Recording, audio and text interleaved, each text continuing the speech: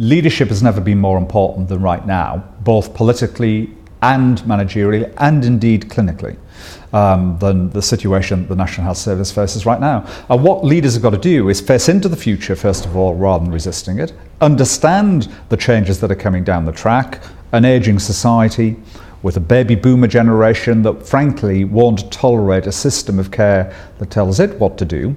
We will want to tell it what to do.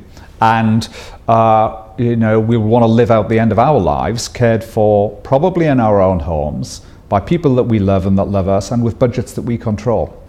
And the NHS better get used to that, because actually patient empowerment is a coming thing. The most exciting things I see in healthcare anywhere in the world now are on mobile phones.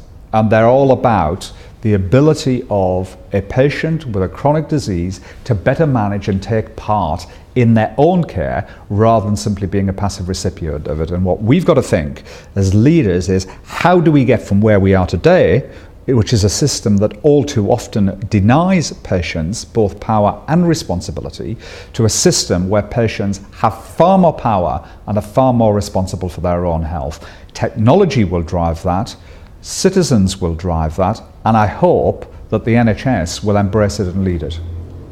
One really difficult thing they have to do is to integrate the social care and health budgets. And that probably means some shifting of, even now, the straightened health budget towards social care. Because the paradox is that if you don't have adequate social care, the public will go to the hospitals. Already there are crowds at the A&E clinics because there isn't an adequate social care system in the local community.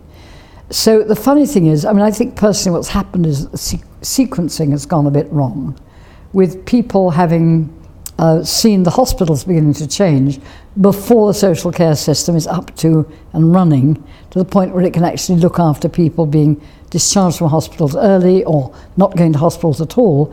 That's a great shame, because what it means is that people flood into A&E because they cannot find in their own local community the services that they need. And it would actually be less expensive and almost certainly personally better tailored in the local community than they are in a hospital. Geriatric ward's a perfect example. Worst place to end up in a geriatric ward when you're in your last few years of life. Best place to end up a hospice.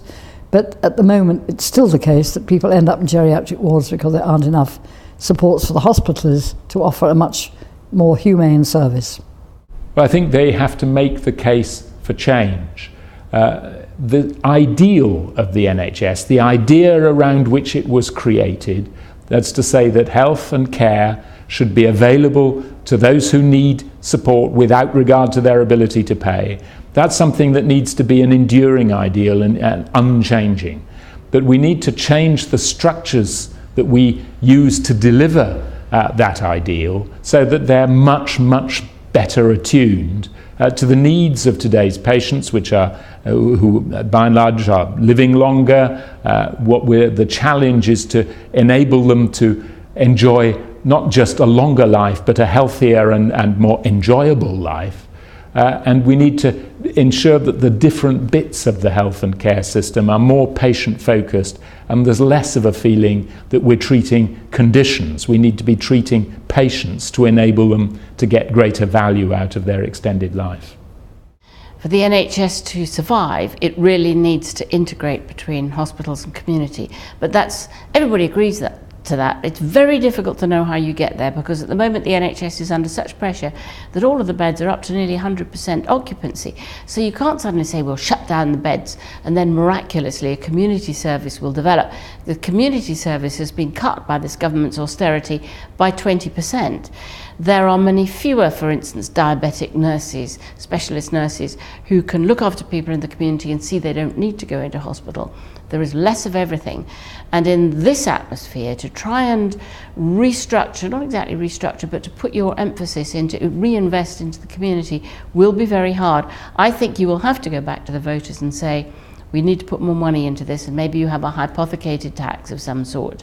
And I think voters would rather pay a higher tax that they knew was going to keep the NHS on its feet than to see it disappear beneath them and end up with something like an Americanized system where anybody who could afford it would feel they needed to take up private insurance.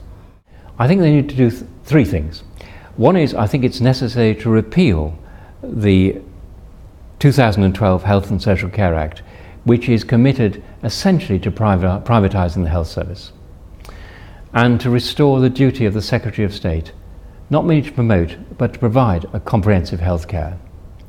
Secondly, I think they ought to be responsible for catalysing an honest debate about how we can ensure we get the most value for money out of the health service, and how we address the problems that will always exceed our capacity to solve those problems. And I think thirdly, we need to ask our politicians to be honest about the financial consequences of offering a comprehensive health service.